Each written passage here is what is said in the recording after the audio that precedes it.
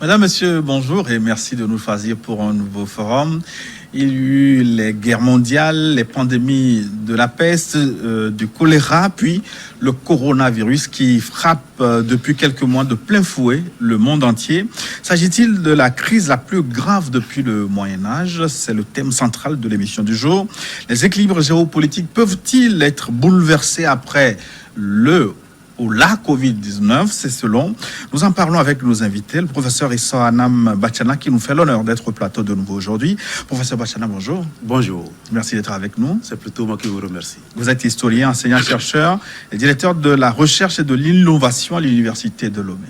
C'est exact. Avec vous, Kodjovi Maoli Kuchoro, professeur, bonjour. Bonjour. Vous êtes plutôt économiste, vice-doyen de la faculté des sciences économiques et de gestion, FASEG, à l'université de Lomé également. Parfait. Et nous serons rejoints tout à l'heure par Kunchan Siamkou. Il est diplômé de l'IEP, docteur en sciences de gestion. Merci donc d'être avec nous. Professeur Bachana, je commence avec vous. Je le disais tantôt, le monde a connu les guerres mondiales, a connu la peste, le choléra.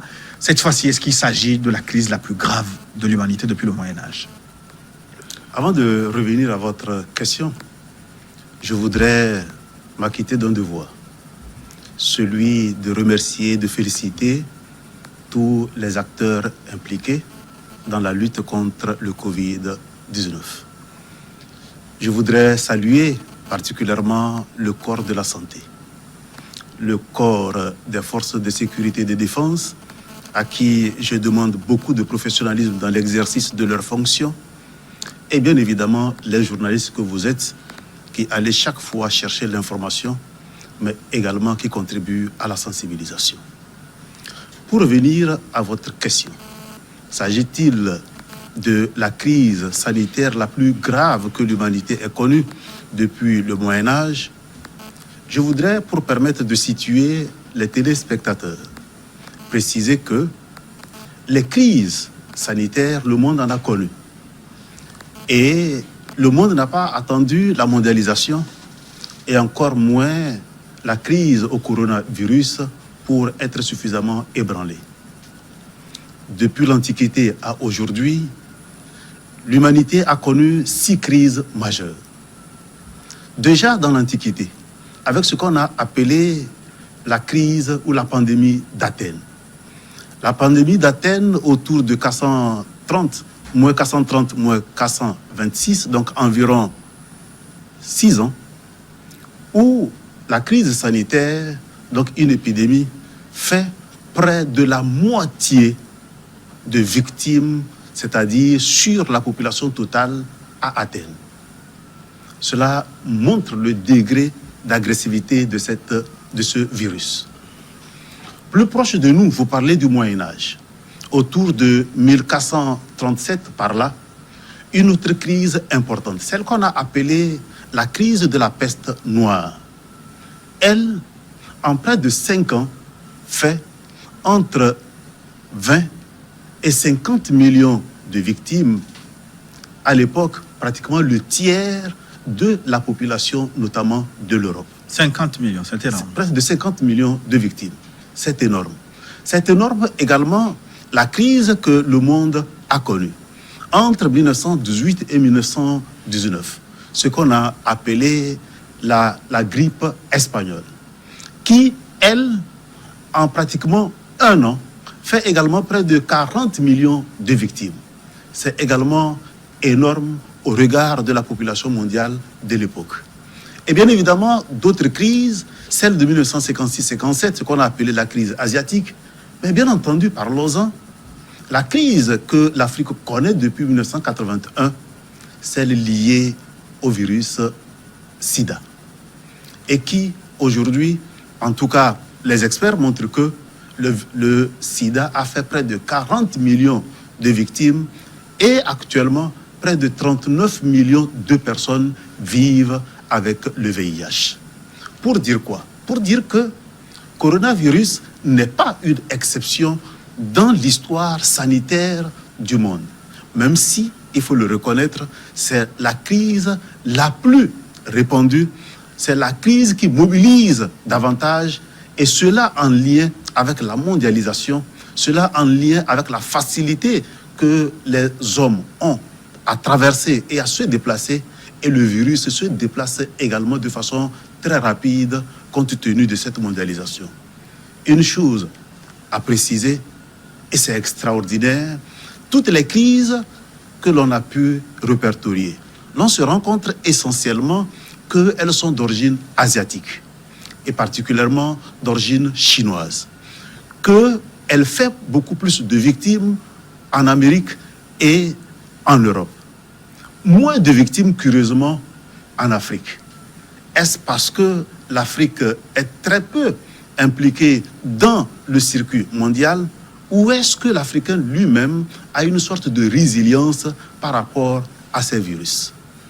Deuxième aspect qu'il faut relever. Il faut relever que chacune de ces crises liées aux différents virus ont connu et ont trouvé un vaccin. À l'exception encore du VIH-Sida, qui frappe le plus l'Afrique. Et depuis près de 40 ans maintenant, on n'a pas été en mesure de trouver un vaccin pour le sida, mais il est fortement à parier que parce que le coronavirus frappe de plein fouet l'Europe, les États-Unis, puis l'Asie, qu'un virus, non plutôt un vaccin va être trouvé à moins dans de 2 ans. Délai.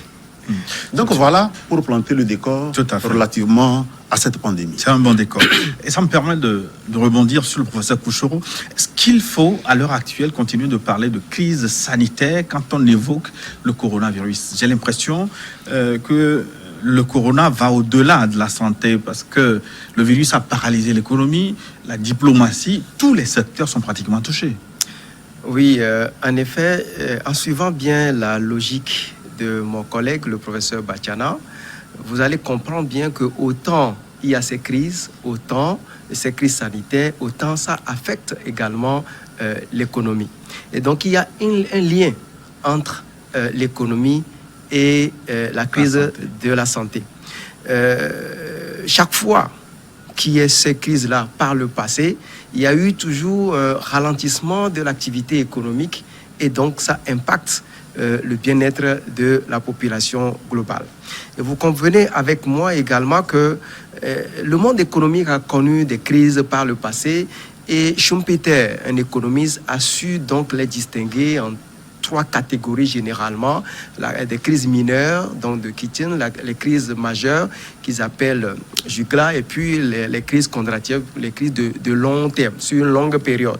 Et donc ça a un lien aussi avec certaines réalités dans le cas de la santé. Et donc en revenant à votre question, il n'y a aucun doute que la crise a quitté la sphère de la santé pour toucher l'économie.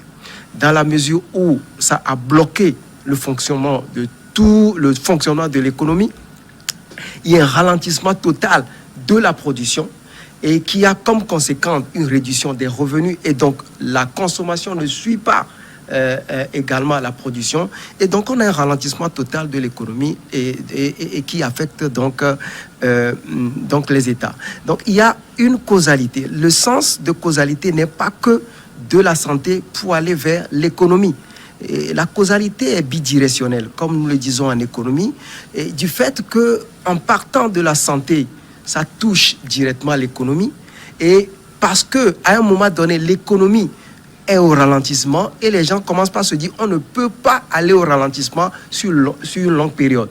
Et donc, on recommence à adopter des comportements qui ne sont pas des comportements qui font barrière à la propagation de la maladie et donc qui amplifie de nouveau le fonctionnement de cette maladie-là. Aussi, dans le cas de Covid-19, on peut dire que Covid-19, c'est une maladie qui est liée aussi à l'immunité des gens.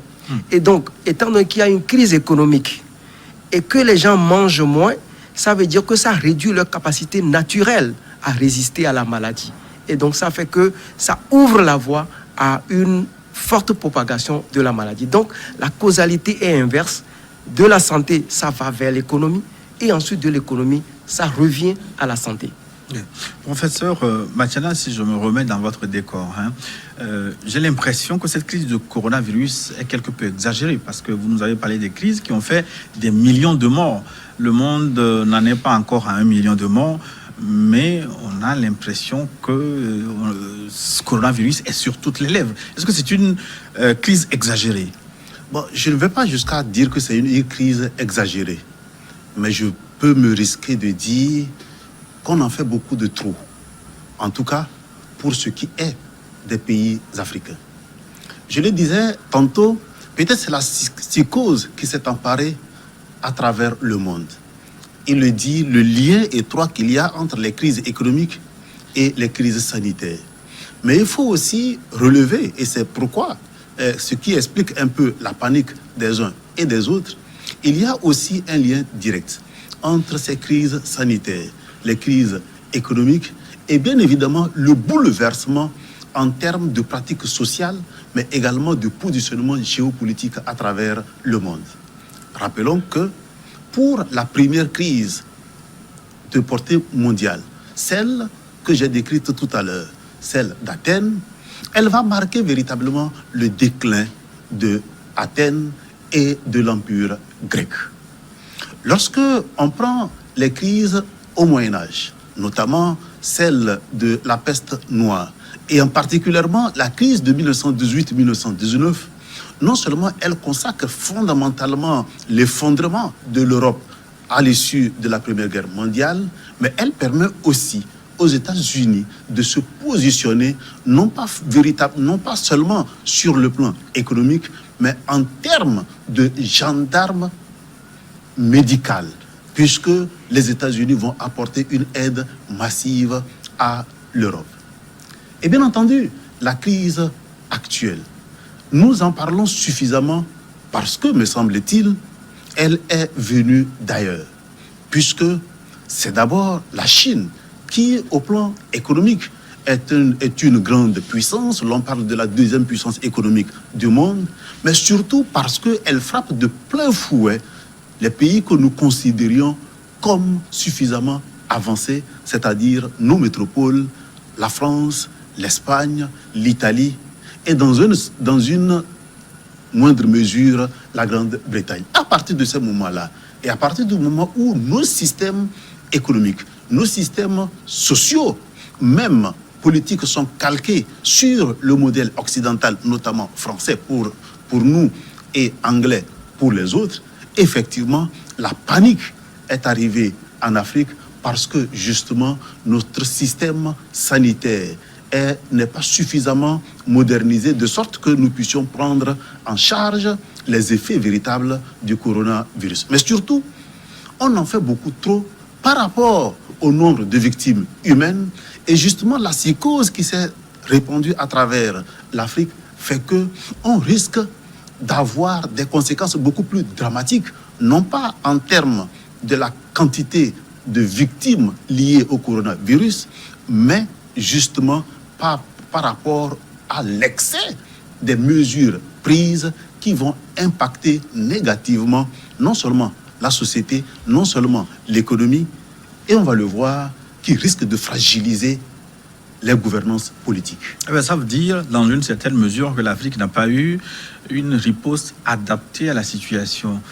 Professeur Kouchodo, est-ce que dans certains milieux, il y a des réflexions qui se mènent quand même pour dire à cette crise, quelle est la meilleure approche pour riposter? Est-ce que, en dehors de politique, les scientifiques, les universités, est-ce que vous ne manquez pas souvent de creuser la matière grise et de tracer la voie à suivre dans ces genres de situations? Parce qu'on a l'impression que quand ces genres de crises arrivent,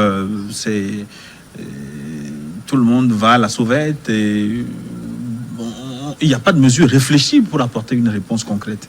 Oui, je pense que l'erreur a été au départ de penser que la crise serait uniquement sanitaire et donc que la riposte doit être seulement au niveau de la santé.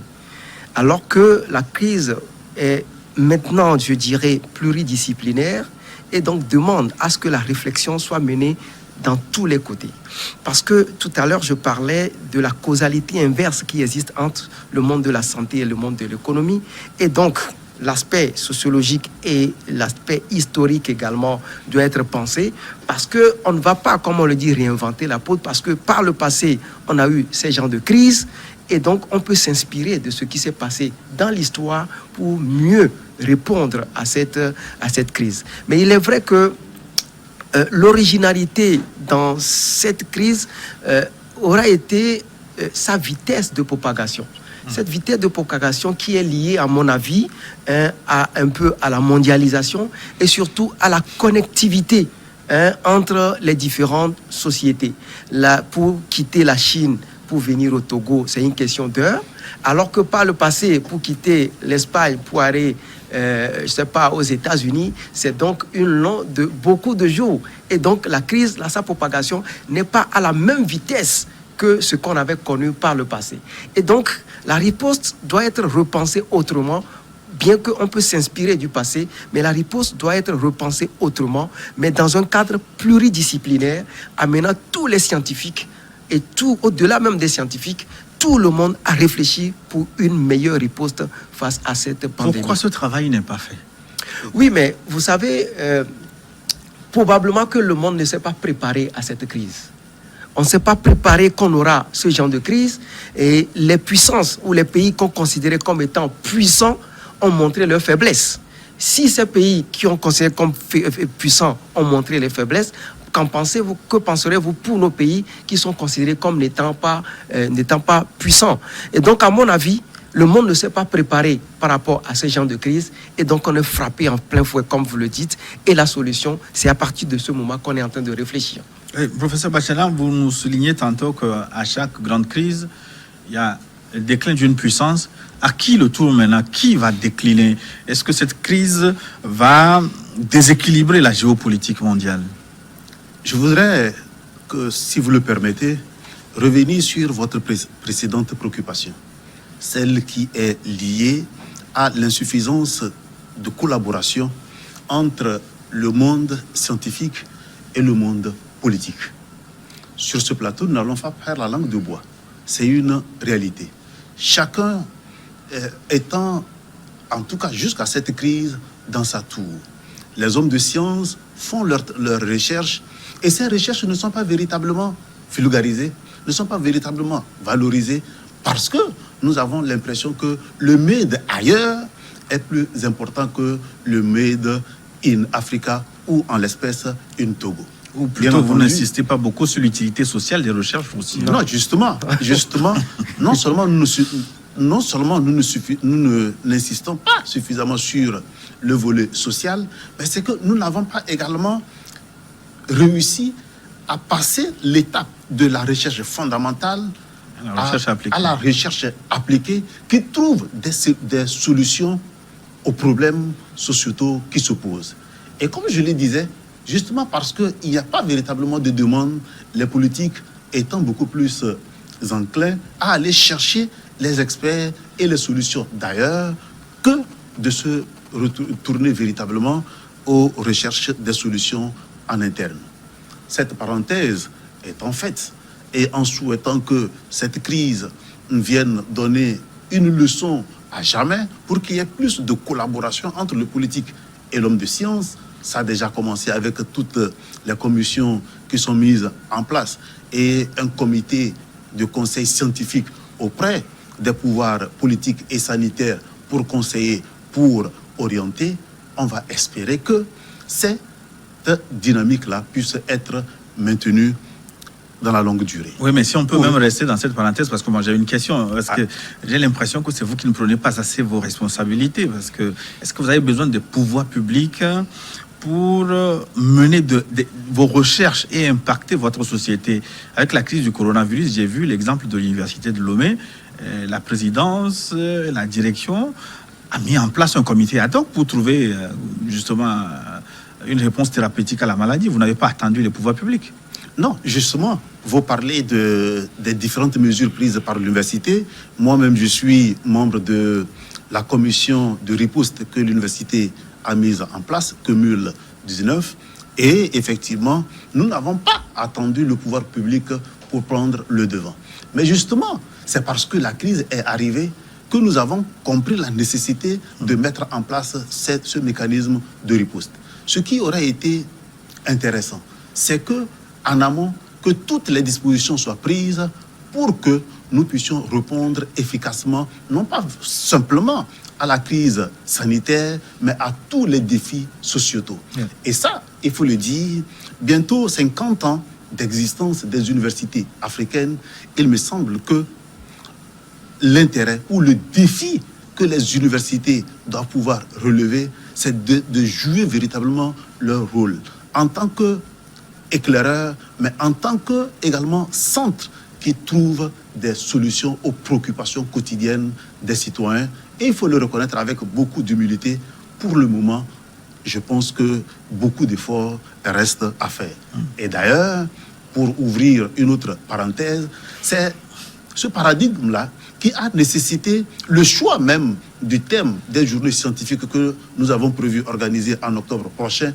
50 ans des universités africaines, quelle place et quel rôle sociétal pour les universités, d'autant plus qu'on se rend compte que non seulement l'université mobilise beaucoup de ressources humaines, mobilise beaucoup de ressources financières et économiques, mais l'impact sociétal sur les citoyens reste véritablement à rechercher. Et il nous semble que nous devons passer de la recherche fondamentale vers la recherche appliquée qui, elle, propose des solutions évidentes. Et maintenant, effectivement, c'est d'ailleurs la raison pour laquelle je parlais de ce dialogue qui n'a toujours pas existé entre le politique et l'homme de science. Vous le dites si bien, mais les conditions matérielles ne sont pas toujours au rendez-vous des préoccupations des chercheurs que nous sommes, même si, il faut le reconnaître, ces dernières années, beaucoup d'efforts a été fait. Pour revenir à votre question, à qui le tour aujourd'hui? Puisque nous avions dit, les crises passent, mais elles sont marquées également par le déclin de certaines puissances, puis l'émergence d'autres puissances. À qui le tour? Il est difficile aujourd'hui de dire que tel pays ou tel continent sera le plus frappé par la crise et risque de ne pas se relever. Mais si il y a une analyse que l'on peut faire, on va se rendre compte que la crise au coronavirus a montré non seulement la fragilité des pays qu'on considérait comme étant super puissants, mais en même temps, nous nous rendrons compte que la solidarité qui avait été voulue, qui avait été proclamée, n'est pas forcément au rendez-vous. La Chine, vous le voyez très bien, est passée d'un statut de victime à un statut de sauveur. Parce que, oui, en décembre, janvier, même début mars, l'Europe a tenté de dire que la maladie est chinoise et c'est la Chine, parce qu'elle n'a pas su gérer ou parce qu'elle n'a pas su communiquer, que c'est ce qui a engendré la crise en Europe. Mais en même temps, c'est cette même Chine qui est pourvoyeuse non seulement de masques, mais également de médecins et de conseils pour l'Europe. Et les recherches les plus avancées en matière de vaccins en matière de vaccins, c'est eux. C'est la Lorsque Chine. vous prenez les États-Unis, qui sont une super puissance, les États-Unis n'ont pas été suffisamment préparés pour faire face à cette crise et le taux de mortalité le dit très bien. Mais en même temps, ce serait prématuré de penser que les États-Unis sortiraient affaiblis de cette crise-là. Parce qu'il y a deux phénomènes historiques qu'il faut relever. Je le disais, en 1918-1919, les États-Unis sont, c'est vrai, rentrés tardivement en guerre, mais ce sont les États-Unis qui ont volé au secours militaire, mais également sanitaire de l'Europe et s'est positionné. Cette avancée prise par les États-Unis ont pensé, par rapport à la crise de 1929, qu'elle était plus ou moins épargnée. Et finalement, on s'est rendu compte que cette crise a eu pour origine les États-Unis. Donc la réaction américaine par rapport à 1919 n'a pas été la même chose 10 ans après, c'est-à-dire par rapport à 1929. Mais en tout état de cause, les États-Unis quand bien même ils ont été ébranlés, ont réussi à résister au choc. Que dire de l'Europe, qui elle-même était empêtrée dans cette discussion unitaire, dans ces préoccupations de politique solidaire. Aujourd'hui, la crise a montré que la solidarité telle qu'elle était proclamée n'était pas au rendez-vous. D'autant plus que vous avez vu d'ailleurs cette grande polémique qu'il y a eu sur l'utilisation des masques et surtout sur la commande des masques, la France détournant les masques commandés par un certain nombre de pays et les mesures d'enfermement sur soi des différents pays européens. L'Europe sortira-t-elle renforcée parce qu'elle a une puissance économique qui lui permet d'injecter suffisamment d'argent dans l'économie et de relancer très rapidement les activités économiques? Je pense que là aussi, il serait prématuré de tirer des conclusions. Mais pour ce qui concerne l'Afrique, on va se rendre compte, à travers l'histoire et à travers toutes les crises sanitaires et même des crises économiques, que les plus forts s'en sortent bien mieux que les plus faibles. Et il est à parier que le continent qui va payer le plus lourd tribut en termes d'impact lié à la crise sanitaire, malheureusement, risque d'être l'Afrique, alors que c'est en Afrique que la population a beaucoup plus de capacité de résilience par rapport à cette crise liée au coronavirus.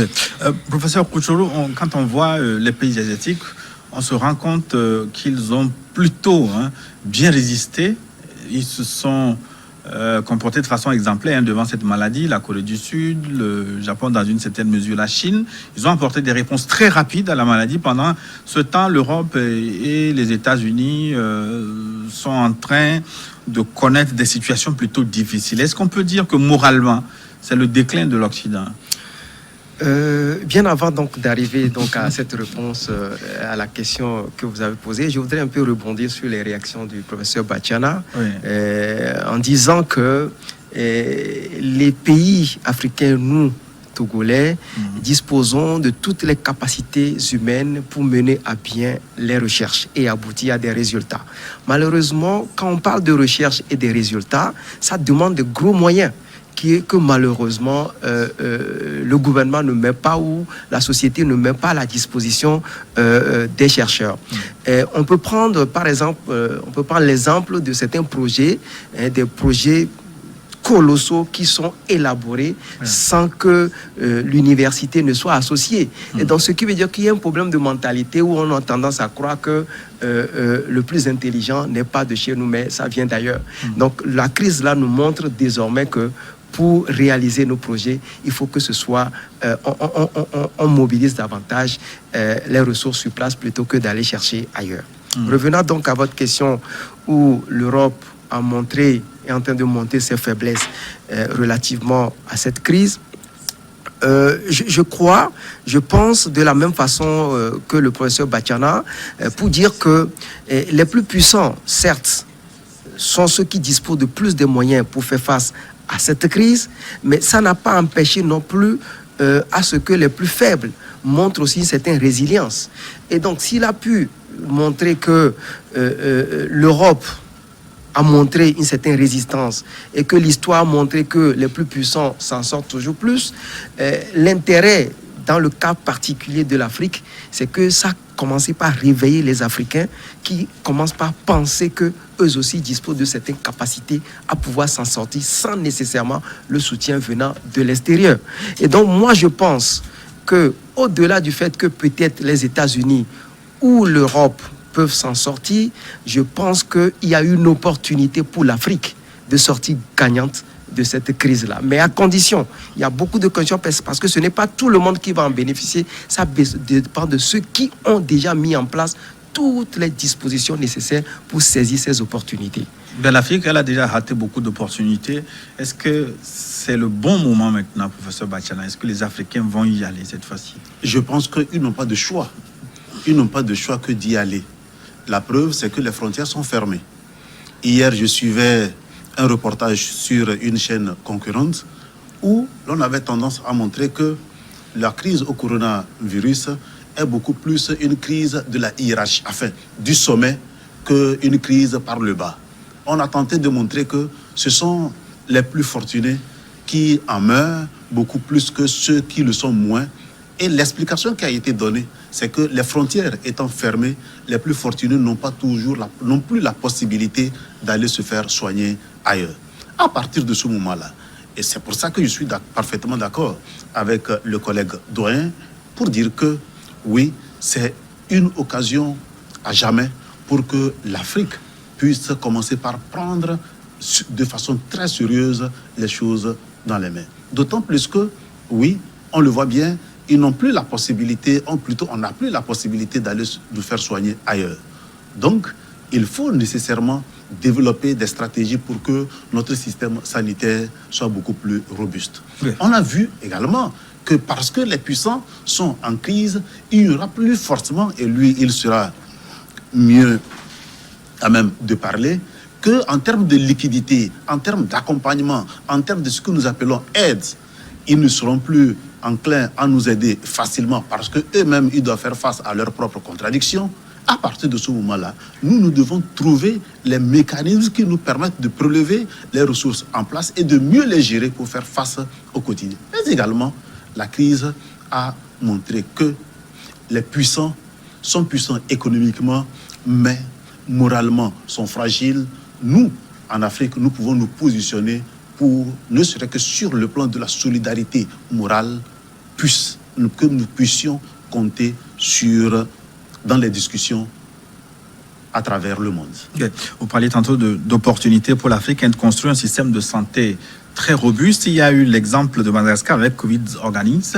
Ça, il en Afrique, il y a des initiatives aussi, des innovations. Le cas du Togo avec SOS Docteur, mis en place par l'ONG M Afrique. Il s'agit de la télémédecine, médecine à la portée de tous les citoyens. Comment ça va fonctionner?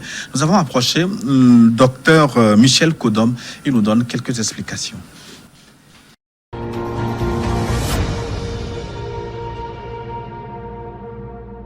La fonctionnalité de cette application, c'est qu'on aura pour la rendre vraiment utile un ordinateur pour les médecins et pour le patient, c'est juste son téléphone. Donc voilà, il prend son téléphone, il rentre dans Play Store ou Apple Store, il télécharge l'application et la page s'allume. Et voilà, l'application est là, il rentre les données.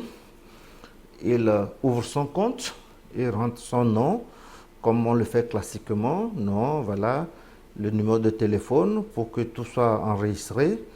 On le fait juste une seule fois et les prochaines fois, il a la possibilité également de mettre juste le numéro et puis il a accès donc à sa plateforme. Donc voilà, lorsqu'il se connecte, voilà, une fois connecté, voilà ce qui s'affiche sur son portable. Il a la possibilité de configurer en mettant sa photo, personnaliser donc son application sur son portable et il peut donc enregistrer dans la rubrique carnet médical toutes les informations sur son état de santé, à savoir les antécédents, l'état vaccinal, s'il respecte toute sa vaccination, s'il se rappelle, il met, s'il ne se rappelle pas, voilà, les médecins pourront l'aider. Le mode de vie, est-ce qu'il est fumeur, donc tabagique, est-ce qu'il est toxicomane, est-ce qu'il prend des infusions? Il peut remplir toutes ces informations sur sa propre santé et il enregistre. Même dans son profil, il a la possibilité de télécharger les anciennes analyses réalisées. On peut donner la possibilité également aux patients donc de rentrer toutes ces informations. Pour nous, c'est assez facile et aussi il y a la possibilité d'avoir toutes les informations sur le coronavirus, sur la Covid. Et il a la possibilité justement d'avoir les informations sur la maladie de coronavirus et poser des questions d'ailleurs aux médecins. Et en l'espace d'une heure, 2 heures, il a les réponses relatives à ses inquiétudes par rapport à la maladie. Également le paludisme, parce qu'aujourd'hui, nous avons constaté que près de 400 000 Africains meurent du paludisme au Togo, c'est l'une des premières causes de mortalité infantile. Donc on s'est dit que les parents, les mamans, dans les villages partout, ils peuvent avoir la possibilité d'avoir des informations pratiques sur le paludisme, comment prévenir, comment reconnaître les premiers signes de palu, parce que nous avons constaté qu'avec le coronavirus, les signes décrits dans le coronavirus sont pratiquement à 90% similaires au paludisme. Donc pour nous, aujourd'hui, c'est vrai, il ne faut pas que les gens aillent directement dans les hôpitaux, qu'il y ait beaucoup de concentration dans les structures sanitaires, mais au même moment, il faut donner de l'information juste pour que les parents à la maison puissent vraiment aider les enfants à pouvoir se protéger contre le paludisme. Et nous, au niveau de cette application, nous avons dédié une rubrique spécialement sur le paludisme parce qu'il ne faut pas perdre de vue les dégâts causés par le paludisme dans nos vies. Également, vous avez la possibilité d'avoir la liste des pharmacies de garde ou les pharmacies les plus proches de vous. Donc ça serait une application avec la géolocalisation. Tout sera numérisé. Même depuis votre maison, vous pouvez avoir la distance qui sépare vous et la pharmacie la plus proche en vous estimant la durée de marche que vous allez faire pour pouvoir arriver dans cette pharmacie et honorer donc votre ordonnance. Donc pour nous, nous pouvons donc dire que avec cette application, on peut vraiment donner l'opportunité à tous les Togolais, que ce soit dans les villages ou en ville, à la maison ou au service, d'avoir la possibilité d'échanger.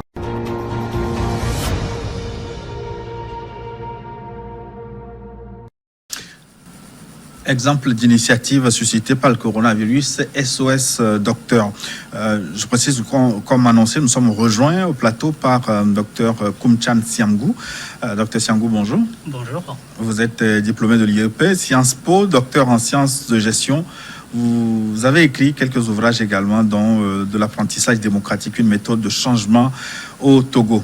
Koumchan Siangou qui va donc prendre au vol ce débat avec nous.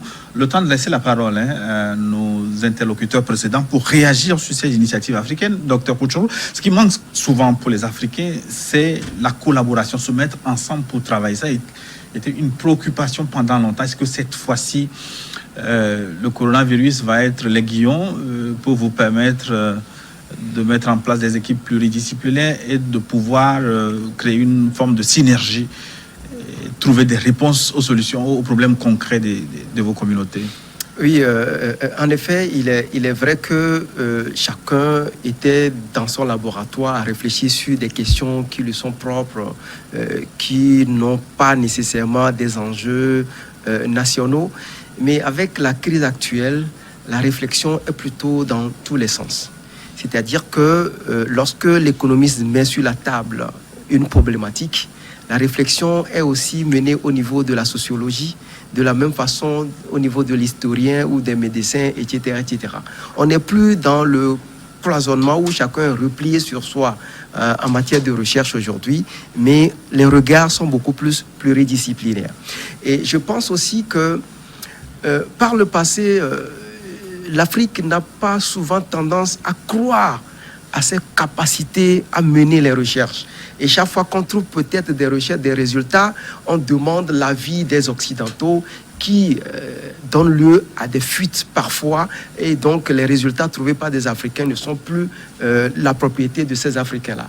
Et donc, à travers cette collaboration, ou bien la nécessité de collaborer, on est obligé aujourd'hui de travailler ensemble entre universitaires africains, entre universitaires, enfin, de différentes disciplines, et la nécessité va donc dans ce sens-là. Et je pense que même les projets de développement qui sont lancés aujourd'hui vont dans ce sens, dans la mesure où on souhaite désormais que les équipes de recherche du Togo, par exemple, travaillent avec des équipes de recherche du Bénin, du Burkina, et donc que ce ne soit pas seulement cloisonné dans nos pays africains. Docteur Siangou, la question qui est sur le tapis, c'est de voir si l'Afrique peut profiter du bouleversement géopolitique annoncé pour se repositionner, pour prendre son destin en main. Est-ce que l'heure de l'Afrique a sonné? Je vous remercie et je suis désolé du retard. Néanmoins, votre question, ça sous-entend très clairement, aujourd'hui avec une crise, est-ce que nous pouvons nous en saisir pour en fait rebondir. Je pense que toutes les crises ont permis à chaque peuple déjà de se questionner et de savoir concrètement quelles sont ses forces et ses faiblesses. Et nous avons vu avec cette crise que le Goliath, les Occidentaux qui étaient en fait les hyperpuissants, ils nous ont démontré combien leur faiblesse était notoire. Et nous savons aussi que à la sortie de la Deuxième Guerre mondiale, ça a pu propulser un certain nombre de pays africains à prendre en charge, à prendre en main leur destin et à se dire nous étions avec des gens, nous avons combattu ensemble et donc aujourd'hui nous pouvons réclamer notre indépendance. Aujourd'hui, la Covid, en fait, nous met face d'abord à plusieurs questionnements. C'est-à-dire que les Occidentaux n'ont pas, comme nous, vu venir la crise, parce que c'est inattendu, ils sont pris à la gorge, ils sont en quelque sorte destitués sur leur piédestal, on les a vus complètement, je dirais, démunis, et ils nous prédisaient en fait un avenir sombre. Et on constate aujourd'hui que ce n'est pas le cas. Donc, nous pouvons nous dire que réellement, ce Goliath-là qui était Goliath, nous, aujourd'hui, nous sommes des David. Et sur cela, du point de vue économique, ceux qui sont le plus frappés, tous les pays du monde sont frappés. Mais l'Afrique peut, de façon claire et nette, aujourd'hui se dire, nous pouvons nous en sortir. Et non seulement renégocier, parce que la guerre, la crise qui se produit actuellement, il y a en sous-jacence, en fait, la guerre États-Unis et Chine. Et cette guerre-là nous permet, nous, de renégocier avec les uns et les autres et de pouvoir nous repositionner. Et en même temps, ça nous permet de nous donner nous-mêmes confiance parce que nous voyons que quelque part, notre science aussi peut être, disons, une plus-value. Notre médecine, et nous n'avons pas besoin, comme le dit le professeur Edouard, nous ne pouvons pas à chaque fois, en fait, nous tourner vers le Dieu, le soi-disant Dieu occidental, pour lui dire que voilà ce que nous faisons, nous avons besoin de votre caution. Donc, aujourd'hui, il y a une forme de façon psychologique et aussi de façon sociologique, mais en même temps, je dirais, notre existence nous-mêmes, ça nous permet de nous dire que nous devons être totalement indépendants du point de vue psychologique et du point de vue économique pour avancer. Et aujourd'hui, l'économie, avec la question de la mondialisation qui est posée, ce n'est plus l'économie mondialisée qui va être sur le tapis, mais c'est des économies plus régionalisées. Et l'Afrique a quand même peut pouvoir, sur ce plan-là, du point de vue économique, mettre en place ce qu'on appelle l'économie d'industrie et ensuite passer à l'économie de service plutôt que de se tourner tout le temps vers l'Occident. Donc, c'est une opportunité. Professeur Bachana, est-ce que l'Afrique va profiter de l'occasion pour couper toutes les ficelles, une deuxième décolonisation, va-t-elle tirer profit de la situation ou plonger à jamais? Difficile à dire. Difficile à dire. Est-ce que l'Afrique pourra-t-elle couper tous les liens et le cordon ombilical qui les lie ou qui la lie à l'Occident et de plus en plus aux Amériques, puis à la Chine? J'en doute très fort. Je doute et je fonde mes doutes sur deux faits majeurs. Nous avons, et il le disait tantôt, la Deuxième Guerre mondiale. Puis ce qu'on a appelé, à partir de 1953, la guerre froide. Et dans le contexte de la guerre froide, qui a opposé le bloc occidental et le bloc communiste, il fallait absolument s'engager derrière un camp ou l'autre. L'Afrique, même lorsqu'elle a tenté de construire avec certains pays asiatiques ce qu'on a appelé le tiers-monde n'a été tiers que dans les prises de position. Dans les actions, chaque État était positionné derrière l'un ou l'autre camp. Aujourd'hui, il le dit, c'est une sorte de guerre froide aussi, ou de guerre économique entre les États-Unis et la Chine qui se joue. L'Afrique pourra-t-elle couper les liens avec l'Europe parce que le combat est désormais entre la Chine et les États-Unis? Même si la volonté africaine est réelle, et notamment de la jeunesse africaine est réelle, je suis tenté de dire que cela risque de prendre du temps au regard des schémas que nous avons construits, des systèmes que nous avons construits, politiquement, il faut le dire, nous nous sommes inspirés aujourd'hui encore du modèle occidental. Les économistes vous diront que nos économies sont bâties sur le modèle occidental alors que nous n'avons pas les mêmes réalités économiques. Sur le plan social, et c'est là où l'Afrique aurait pu se positionner comme une véritable puissance qui donne des leçons de société, parce que dans l'Afrique traditionnelle, l'on a mis l'homme au cœur de la société et ne le reléguant pas dans une sorte d'individualisme. Malheureusement, on le voit à travers cette crise. Moi, je ne vois pas l'Union africaine réagir. J'entends très peu la CEDEAO. Où se trouve l'UEMOA? On parle de l'OMS. Même lorsque l'OMS veut sortir, l'OMS sort pour crier au danger et au risque que l'Afrique pourrait encourir. Et pendant ce temps, nos petits pays, nos petites économies, nous nous réformons sur nous-mêmes. Nous avons fermé nos frontières. Et même lorsque les présidents se retrouvent en vidéoconférence pour discuter, je me demande si réellement il y a eu une sorte de mesure d'ensemble qui a été prise ou que chacun, derrière les rideaux ou les barrières, prend des décisions qui, à terme, vont fragiliser nos pays que les renforcer. Donc, en termes de rupture de cordon ombilical, je doute très fort, même si il faut le reconnaître, l'Afrique doit commencer véritablement à construire son modèle sur la base des réalités africaines. Et c'est d'ailleurs la raison pour laquelle moi je félicite et apprécie l'initiative prise par M Afrique à travers le docteur Kodom, mais également toutes les initiatives qui se multiplient à travers le Togo et en particulièrement à l'université de Lomé. Vous l'avez vu, nous avions dit, si nous n'avons pas encore la possibilité de trouver un vaccin, si nous n'avons pas encore la possibilité de trouver un produit ou un médicament qui guérit, commençons par développer notre système immunitaire.